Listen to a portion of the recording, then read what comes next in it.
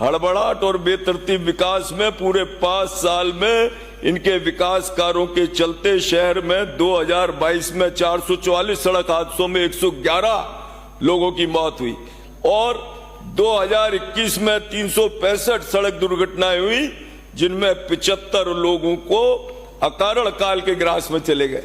ये क्वेश्चन मैंने पूछा था पिछली बार, ये क्वेश्चन इनके डिपार्टमेंट से आया हुआ है, मैं अपने मन से नहीं बोल रहा। आपके डिपार्टमेंट का क्वेश्चन था, जब आप यूडीएच मंत्री थे तब का क्वेश्चन था ये। और जिस तरीके से आपने जगह जगह एक्सीडेंटल ब्लैक स्पॉट बना दिए, आज हम हमारे इंजीनियर से उनको ठीक करवा रहे हैं। ये रोजाना, ये देखो मंत्री महोदय, रोजाना खबर छप रही है। ये देखो आप, अनंतपुरा थाने के निकट अभी नया चौराहा बनेगा, शहर में कई स्पॉट जो हादसों के प्लॉट, ये देखो आप, इस तरह की स्थिति, ये स्थिति जो सिग्नल फ्री रोड की तारीफ कर रहे थे, ये है वास्तविकता सिग्नल फ्री रोड की। क्या कभी आपने सोचा क्या लाभ मिलेगा साहब इस कोटा वासियों को इस विकास से? आप कोटा के आर्थिक वातावरण, शैक्षिक वातावरण आपके सामने डगमगाने लगा था ना। आपको उस समय सोचना ये था कि कोटा को कुछ ऐसा दे जाए जिससे कम से कम इकोनॉमी तो सुदृढ़ रहे कोटा की। पर क्या करा आपने इसके लिए? कुछ नहीं।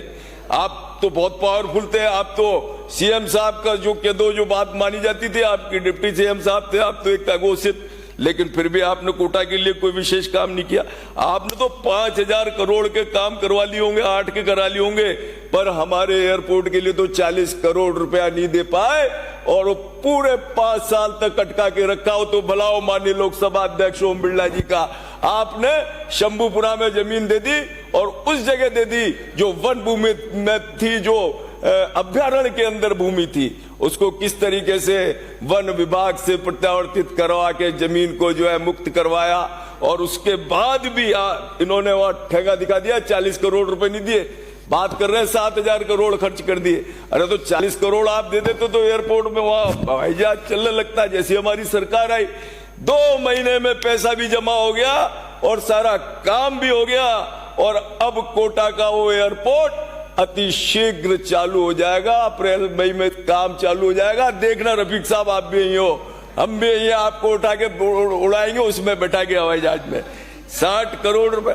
मथुरा जी जैसी हमारी जो पीठ है, जो मतलब श्रीनाथ जी, बांके बिहारी जी और अपने गोविंद देव जी के मंदिर के पीठ के बराबर उनकी मान्यता है, परंतु वहां पर आपने 60 करोड़ नहीं दिए।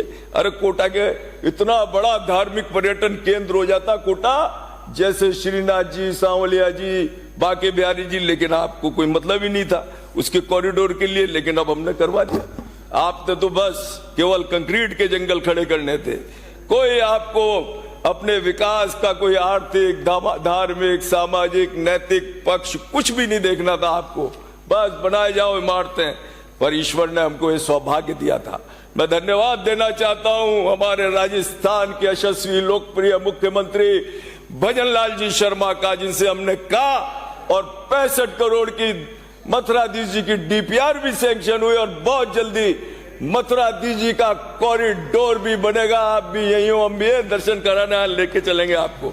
मैं आभार व्यक्त करता हूं कोटा के जिस तरीके से घोषणाएं हुई है इस बजट में 2025 के, पर्यटन, औद्योगिक विकास, शैक्षणिक विकास, धार्मिक पर्यटन और स्पोर्ट्स को लेकर ये ऐतिहासिक घोषणा है जो कोटा की समृद्धि की मिसाल बनेगी। ऐतिहासिक बजट हमारे कोटा को मिला है। मैं पुनः धन्यवाद देता हूं। हमारा वादा था कोटा की जनता से कि हम हर वार्ड को स्मार्ट वार्ड बनाएंगे।